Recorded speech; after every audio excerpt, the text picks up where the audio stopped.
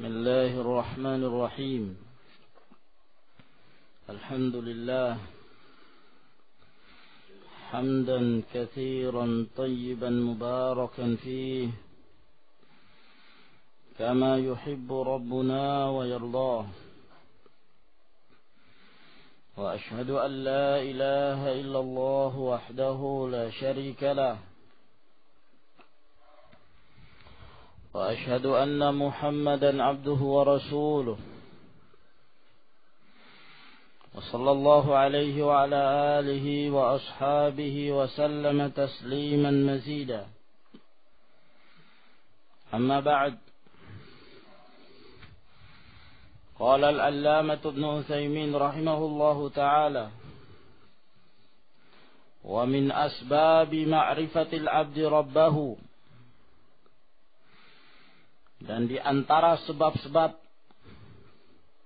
pengenalan seorang hamba kepada Rabbnya, yang dimaksud dengan ma'rifah di sini adalah al-ilm. Di antara sebab-sebab seorang hamba berilmu tentang Allah Subhanahu wa ta'ala, an-nadharu fi ayatihi syar'iyyah, adalah melihat ayat-ayat Allah Subhanahu wa ta'ala yang syar'i. Wa hiya al-wahyu alladhi ja'at bihi ar-rusulu alaihimus salatu wassalam, yaitu berupa wahyu yang telah dibawa oleh para rasul alaihimus salatu wassalam. فينظر في هذه الآيات وما فيها من المصالح العظيمة, lalu kemudian memandang kepada ayat-ayat tersebut dan apa yang terdapat di dalamnya berupa kemaslahatan-kemaslahatan yang sangat besar, allati la taqumu hayatul khalqi fid dunya wala fil akhirah illa biha, di mana tidak akan tegak kehidupan makhluk di dunia dan di akhirah kecuali dengannya, dengan ayat-ayat tersebut. Fa idza nadhara fiha wa ta'ammalaha, maka jika dia memperhatikan di dalam ayat-ayat Allah yang syar'i dan dia memperhatikannya, wa mashtamalat alaihi minal ilmi wal hikmah, dan apa yang terkandung di atasnya berupa ilmu dan berupa hikmah, wa wajadan fidhamaha, dan mendapati keteraturannya, wa muwafaqataha, dan kesesuaiannya lima salihil ibad, terhadap kemaslahatan-kemaslahatan hamba. Kita perhatikan kepada kandungan dari syariat Allah Subhanahu wa ta'ala yang dibawa oleh Rasulullah sallallahu alaihi wasallam fi ghayatin minal hikmah, yang tidak mungkin hukum-hukumnya, undang-undangnya, syariatnya dibuat oleh seorang manusia. Hada mustahilun. Mustahil. Dengan diturunkannya Al-Quran, ini sudah merupakan salah satu ayat. Turunnya Al-Quran sudah merupakan salah satu ayat min ayatillah, yang menyebabkan orang-orang Arab lemah mereka untuk mendatangkan satu surah seperti yang diturunkan oleh Allah Subhanahu wa ta'ala di dalam Al-Quran. Kemudian kandungannya yang di dalamnya berisi kemaslahatan-kemaslahatan, manafi' dunyawiyah wa ukhrawiyah, diatur seluruhnya di dalam Islam. Ini tidak mungkin merupakan olah fikir dari seorang manusia, Apalagi dari Muhammad ibn Abdullah Rasulullah sallallahu alaihi wasallam. Lebih mustahil lagi. Bagaimana mungkin dikatakan ini adalah merupakan olah fikir beliau sallallahu alaihi wasallam dalam keadaan beliau adalah seorang ummi. La yaqra wa la yaktub. Seorang ummi yang tidak bisa membaca, tidak bisa menulis. Dan itu diketahui oleh masyarakatnya. Mereka mengerti bahwa demikian sifatnya Rasulullah sallallahu alaihi wasallam. Dan mereka mengetahui bahwa Rasulullah sallallahu alaihi wasallam sebelum beliau mengaku sebagai seorang nabi adalah seorang yang sangat diketahui amanah yang ada pada beliau. Amin. Ketika mengaku sebagai Rasul, barulah kemudian muncul berbagai macam tuduhan yang dinisbahkan kepada Rasulullah alaihi salatu wassalam. Nah, sebagian dari kalangan orang-orang kafir minal falasifah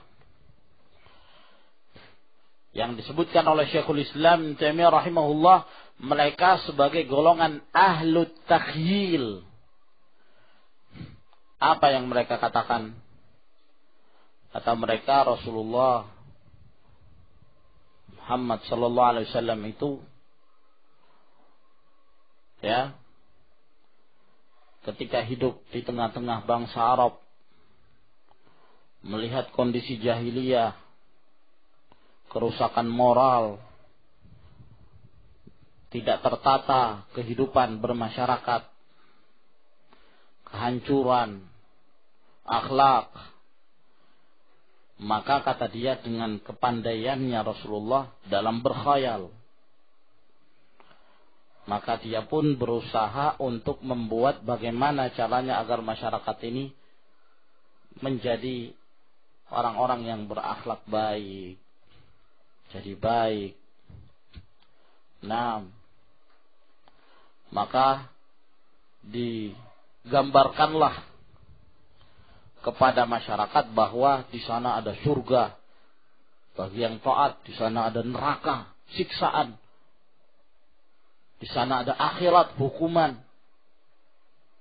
Padahal pada hakikatnya tidak ada semuanya itu. Itu adalah hasil dari khayalan belaka dari Rasulullah sallallahu alaihi wasallam. Bayangkan. Ingkar yaumil akhir. Nah, dianggap Rasulullah itu mukhayyil, berkhayal. Nah, bagaimana mungkin Rasulullah sallallahu alaihi wa ala alihi wasallam yang diketahui sebagai seorang ummi bisa menyusun syariat yang demikian indah, yang sesuai dengan kemaslahatan yang ada pada makhluk.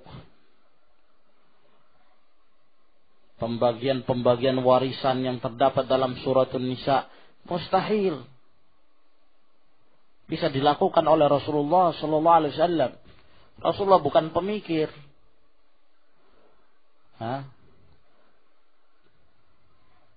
Nah, maka kalau kita perhatikan demikian indahnya susunan syariat ini, kandungan-kandungan yang ada di dalamnya, adab-adabnya, maka akan menambahkan keyakinan di dalam diri kita bahwa Allah subhanahu wa ta'ala lah yang senantiasa mengatur ini semua untuk hambanya dan kemaslahatan hambanya. Kama qala Allah azza wa jalla, sebagaimana firman Allah azza wa jalla, afala yatadabbaruna al-Qur'ana, apakah mereka tidak mentadabburi Al-Qur'an? Walau kana min 'indi ghairillah lawajadu fihi ikhtilafan katsira. Kalau sekiranya Al-Qur'an itu datang dari selain Allah, tentunya mereka akan mendapati di dalamnya banyak perselisihan-perselisihan. Tapi karena semuanya berasal dari Allah, maka tidak ada perselisihan dan tidak ada pertentangan. Tidak ada pertentangan antara sebagian ayat dengan sebagian ayat yang lain. Tidak ada pertentangan antara sebagian ayat Allah Subhanahu wa taala dengan hadis Rasulullah. Tidak ada pertentangan antara sebagian hadis dengan sebagian perkataan Nabi sallallahu alaihi wasallam yang lain. Apabila semuanya sahih datang dari Rasulullah alaihi salatu wassalam, tidak mungkin. Karena kullun min indillah, seluruhnya datang dari Allah Subhanahu wa taala. Al-Qur'annya was sunnahnya. Yang ada adalah ta'arud secara zahir, pertentangan dikembalikan kepada akal manusia yang lemah dan pendek akalnya. Sehingga terkadang ketika melihat, kelihatannya kok bertentangan antara sebagian ayat dengan ayat yang lain. Di dalam ayat ini dikatakan seperti ini, di ayat yang lain dikatakan kok lain, seakan-akan bertentangan. Demikian pula hadis, kok bertentangan antara ayat dengan hadis. Sebenarnya tidak ada pertentangan. Hanya kembali kepada akal kalian yang rendah menyangka itu ada pertentangan. Oleh karena itu Ibnu Khuzaimah rahimahullah ta'ala beliau mengatakan, datangkanlah kepadaku yang menurut kalian ada dua hadis yang kelihatan bertentangan, niscaya saya akan menggabungkan antara keduanya. Naam. Wa minha ma yulqillahu azza wa jalla fi qalbil mu'min. Di antara tanda-tanda atau sebab mengenal Allah Subhanahu wa taala adalah apa yang Allah curahkan ke dalam hati seorang mukmin. Min ma'rifatillah Subhanahu wa taala. Dari mengenal Allah Subhanahu wa taala. Hatta ka'annahu yara rabbahu ra'yal 'ain. Sehingga seakan-akan dia melihat Rabb-nya dengan mata kepalanya. Melihat Rabb-nya. Ra'yal 'ain. Dengan mata kepala. Qala Nabi sallallahu alaihi wasallam hina sa'alahu Jibril. Nabi sallallahu alaihi wasallam bersabda ketika ditanya oleh Jibril, mal ihsan? Apa yang dimaksud dengan al-ihsan?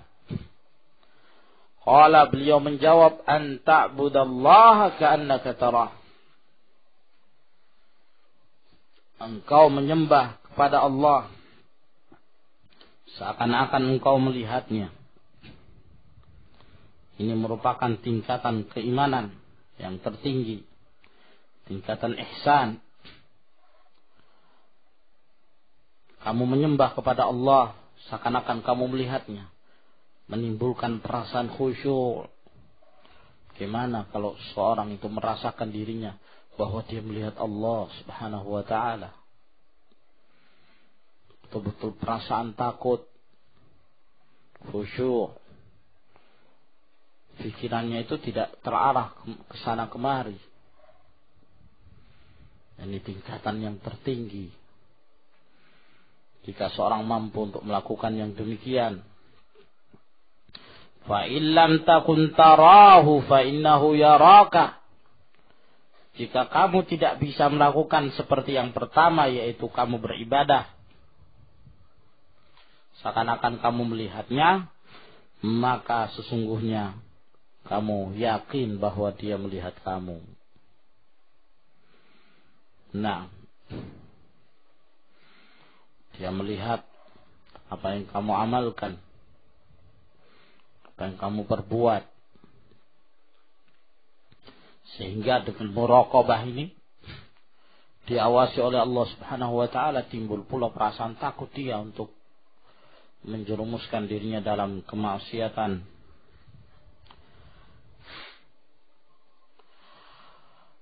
Baik, ini yang pertama. Kemudian yang kedua, wadinahu seorang hamba mengenal agamanya, ay ma'rifatul asli tsani, yaitu mengilmui prinsip yang kedua, wa huwa dinuhu alladhi kullifal amalu bihi, yaitu agamanya yang dia diberikan beban untuk mengamalkan agama tersebut. Wa ma tadammanahu minal hikmati warrahmati wa masalihil khalqi, dan apa yang terkandung di dalam agama tersebut berupa hikmah dan rahmat dan kemaslahatan yang murni untuk makhluk. Wa dar'il mafasidi anha, dan untuk menolak kerusakan-kerusakan. Naam. Wa dinul islami man ta'ammalahu haqqa ta'ammuli ta'ammulan mabniyan 'alal kitabi was sunnati. Dan agama Islam, barang siapa yang memperhatikannya dengan sebenar-benar perhatian, dengan cara memperhatikannya sesuai dengan apa yang telah dibangun di atas Al-Quran dan As-Sunnah, arafa annahu dinul haq. Ya, dia akan mengetahui bahwa Islam itulah agama yang benar. Tapi dengan syarat apa? Ta'ammulan mabniyan 'alal kitabi was sunnah. Memperhatikan agama itu berdasarkan Al-Quran was sunnah. Itu syarat. Sebab kalau bukan dengan Al-Quran dan As-Sunnah, itu akan nyerempet ke kanan dan ke kiri yang diakhiri oleh penyimpangan dan kebingungan terhadap Islam. Kok Islam itu begini ya? Kok Islam itu begitu ya? Itu karena tidak mengenal Islam dengan baik. Oleh karena itu, orang-orang yang baru masuk Islam, kemudian mempelajari bukan melalui Al-Quran dan Sunnah, dan apa yang difahami oleh para ulama salafi hadhil ummah, terkadang mereka bingung.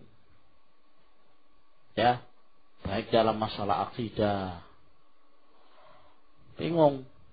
Coba orang baru masuk Islam kemudian mengenal madhab Mu'tazilah. Wah, Allah itu punya zat tapi tidak punya sifat. Wah, ini aneh lagi ini. Tidak punya sifat. Gimana zat tidak punya sifat? Nah, tidak masuk di akal saya. Banyakkan orang mengolah fikir dengan akalnya. Ya, karena memang tidak ada yang sesuai dengan akal kecuali Ahlus Sunnah, kecuali Al-Quran was Sunnah. Itu akan selalu berjalan dengan sharihul aql, akal yang sehat, bukan akal yang berpenyakit. Nah, ya, masuk ke mazhab Mu'tazilah, bingung. Masuk ke mazhab Jahmiyah, lebih bingung lagi. Baru mengenal Islam, mengenal mazhab Jahmiyah, lebih bingung lagi. Nah, di mana Allah yang kita sembah ini? Hah? Allah itu tidak di depan, tidak di belakang, tidak di kanan, tidak di kiri, tidak di atas, tidak di bawah, tidak di luar alam, tidak di dalam alam. Loh, terus di mana? Kita nyembah siapa? Siapa yang disembah? Ya Allah. Ya Allah, di mana Allah? Ya, tidak di depan, tidak di belakang. Akhirnya apa? La ya'buduna illa ma'duman. Mereka tidak menyembah kecuali tidak ada yang mereka sembah. Naam. Ya. Lebih berakal kaum musyrikin, ya kan? Hum ya'budunal awthan. Daripada Jahmiyah, hum ya'budunal adam. Menyembah yang tidak ada. Nah. Ya. Begitu pula kalau masuk ke yang lain, akan bermacam-macam. Ya, akan jadi bingung kamu. Nah, baru mengenal Islam, masuk Jama'atut Tabligh. Wah, baru masuk, ya, di masjidnya sudah seperti pasar. Ya, 3 hari, 40 hari, 4 bulan. Apa ini kayak pasar? Tawar-menawar harga. Bingung. Hah? Kok Islam kayak gini? Hah? Sama seperti di mall. Hah? Nah. Wah, nggak benar. Keluar lagi, masuk lagi al-ikhwanul muflisun. Wah, sembunyi-sembunyi. Dakwah. Lah, gimana lagi kok dakwah sembunyi-sembunyi? Kalau benar kan mesti ditampakkan. Kalau kebenaran ya ditampakkan. Biar orang itu mengetahui ini adalah benar. Kok sembunyi-sembunyi? Ini Syria. Syria itu tanzim. Ya, nanti kalau diketahui, khawatirkan akan memudaratkan dakwah kita. Sehingga digunakanlah berbagai macam taqiyah model mereka. Nah, ista'inu fi umuri dinikum bil kitman, kata mereka. Minta tolong dalam perkara-perkara agama kalian dengan menyembunyikan. Wah, ini dalil mereka. Kunu kal ghaith. Nah, jadilah kalian seperti hujan. Ini juga alasan mereka. Kalau seorang tidak mengenal Ahlus Sunnah wal Jamaah, akhirnya adalah kebingungan dan kebingungan. Haqqan. Sedemikian banyak orang bingung. Ya. Tapi begitu mereka mengenal Ahlus Sunnah, mengenal dakwah Ahlus Sunnah, fama yatakallamuna illa bidalil. Wah, mereka kenal dakwah Ahlus Sunnah. Wah, ini berbicara kok setiap ngomong dalil, ngomong dalil. Wah, ini yang selama ini saya cari ini. Nah, jangankan kita, pensyarah kitab Al-Aqidatul Wasithiyah, Khalil Harras, ketika beliau mulai menelaah kitab-kitab Syekhul Islam Ibn Taimiyah wa Ibn Al-Qayyim rahimahumullah ta'ala, apa kata beliau? Setelah saya membaca kitab-kitab mereka, wallah, seakan-akan saya baru mengenal Islam pada saat itu. Karena selama ini yang dikenal Asy'ariyah wal Maturidiyah. Ketika membaca kitab Syekhul Islam, demi Allah, saya merasa bahwa saya baru belajar Islam. Baru saya belajar Islam. Ini doktor. Nah. Ikhwani fi din azakumullah. Itu bagi orang-orang yang diberikan hidayah oleh Allah Subhanahu wa taala, maka mereka akan diperkenalkan dengan hak min indillah. Wa annahu ad-dinul ladzi la taqumu masalihul khalqi illa bih. Dan bahwa ini adalah merupakan agama yang tidak akan tegak kemaslahatan makhluk kecuali dengannya. Wala yanbaghi an naqisal Islam bima alaihi muslimun al-yaum. Maka tidak sepantasnya untuk kita mengukur Islam itu seperti apa yang ada di kalangan kaum muslimin sekarang. Jangan kita ukur, oh Islam itu seperti yang sekarang ini. Ya, kalau begitu tidak ada bedanya. Di kalangan orang kafir ada yang berzina, Islam juga ada yang berzina. Jangan diukur seperti itu. Nah, fa innal muslimina qad farratu fi asya'a katsirah. Karena kaum muslimin sekarang ini mereka telah mengabaikan sekian banyak dari hukum Islam. Dari syariat Allah Subhanahu wa ta'ala. Wartakabu mahadzira azimah. Dan mereka telah jatuh dalam dosa-dosa yang besar. Yang justru agama ini memperingatkan dari bahayanya. Dari kesesatan itu. Mereka jatuh. Mereka banyak yang mengamalkannya. Hatta ka'annal Aisyah bainahum fi ba'dil biladil islamiyah. Sehingga seakan-akan orang yang hidup di antara kaum muslimin pada sebagian negara Islam, ya'ishu fi jawwin ghairi islami. hidup dalam kondisi yang tidak islami. Nah, seperti Indonesia. Ya, kondisi kaum muslimin sama seperti orang-orang kafir. Sebagaimana kaum muslimat tidak berhijab, demikian pula orang kafir tidak berhijab. Sebagaimana model pakaian kaum muslimin sama seperti model pakaian orang-orang kafir. Nah,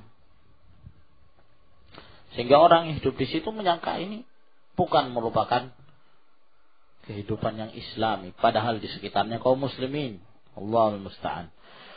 Wa dinul islami bihamdillahi ta'ala. Agama Islam itu bihamdillah mutadamminun li jami'il masalih. Di dalamnya mengandung seluruh kemaslahatan-kemaslahatan allati tadammanatha al-adyanus sabiqah, yang dikandung oleh agama-agama yang dahulu. Mutamayyizun 'alaiha bikaunihi salihan. Akan tetapi agama Islam yang dibawa oleh Rasulullah SAW mempunyai keistimewaan, yaitu agama ini salih, selalu baik dan selalu cocok likulli zamanin wa makanin wa ummah, pada setiap zaman dan tempat dan umat. Wa makna kaunihi salihan likulli zamanin wa makanin wa ummah, dan maknanya bahwa agama Islam ini baik untuk setiap zaman, tempat dan ummah, anna tamassuka bihi la yunafi masalihal ummati fi ayyi zamanin wa makanin wa ummah, bahwa berpegang teguh dengan Islam yang sebenarnya tidaklah menafikan dan menyadakan kemaslahatan-kemaslahatan umat pada zaman apa saja, di tempat yang mana saja, dan dalam kehidupan umat mana saja. Fadinul Islami ya'muru bikulli amalin salih. Maka agama Islam itu memerintahkan pada setiap amalan saleh. Wa yanha an kulli amalin sayyi', dan melarang dari setiap amalan yang buruk. Fahuwa ya'muru bikulli khuluqin fadil. Maka Islam itu memerintahkan kepada setiap akhlak yang mulia. Wa yanha an kulli khuluqin safil, dan mencegah dan melarang dari setiap akhlak yang rendah dan hina. Wallahu a'lam bishawab. Ila huna tafaddalu hafizakumullah.